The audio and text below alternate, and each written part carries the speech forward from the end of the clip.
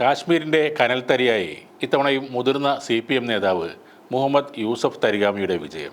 തുടർച്ചയായ 5-ാം തവണയാണ് പാർട്ടി കേന്ദ്ര കമ്മിറ്റി അംഗം കൂടിയായ തരിഗാമി കാശ്മീരിലെ കുൽഗാം മണ്ഡലത്തിൽ നിന്ന് വിജയിക്കുന്നത്. തുടക്കം മുതൽ വ്യക്തമായ ലീഡോടെയാണ് തരിഗാമി ഇപ്രാവശ്യം വിജയിച്ച് കയറിയത്.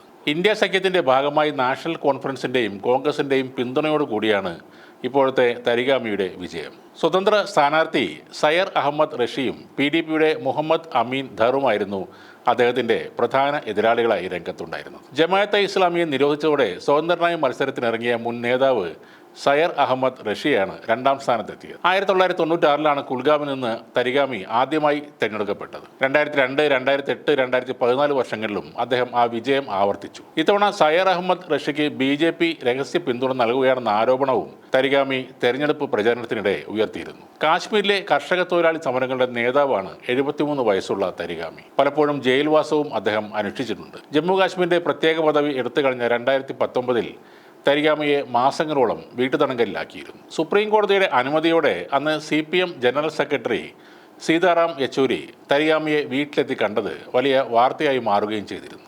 പ്രത്യേക പദവി റദ്ദാക്കിയതിനെതിരെ ശക്തമായ നിലപാട് സ്വീകരിച്ചിട്ടുള്ള തരിഗാമി കാശ്മീരിലെ ഏറ്റവും പ്രധാനപ്പെട്ട പ്രതിപക്ഷ നേതാക്കളിൽ ഒരാൾ കൂടിയാണ്. നിരവധി ജനകീയ വിഷയങ്ങളിലെ മുൻനിര പോരാളിയാണ് 73-കാരനായ ഈ പോരാളി. പ്രത്യേക അധികാരം പുനഃസ്ഥാപിക്കണമെന്നാവശ്യപ്പെട്ടുള്ള രാഷ്ട്രീയ പാർട്ടികളുടെ കൂട്ടായ്മയായ ഗുപ്കാർ മൂവ്മെന്റിന്റെ വക്താവുമാണ് അദ്ദേഹം. 1949-ൽ കുൽഗാമിലെ കർഷക കുടുംബത്തിലാണ് തരിഗാമിയുടെ ജനനം. തന്റെ ബന്ധുവും കാശ്മീരിലെ പ്രധാനപ്പെട്ട കമ്മ്യൂണിസ്റ്റ് നേതാവുമായിരുന്ന അബ്ദുൽ കരീം വാനിയുടെ സ്വാധീനമാണ് തരിഗാമിയെ കമ്മ്യൂണിസ്റ്റ് പ്രസ്ഥാനത്തിലേക്ക് ആകർഷിച്ചത്. കർഷക തൊഴിലാളി സമരങ്ങളിലൂടെ വളർന്നു വന്ന തരിഗാമിയുടെ വ്യക്തിത്വമാണ് ജമാഅത്തെ ഇസ്ലാമിക്ക് വലിയ സ്വാധീനമുണ്ടായിരുന്ന കുൽഗാമിനെ പിന്നീട് CPMന്റെ കോട്ടയാക്കി മാറ്റുന്നത്.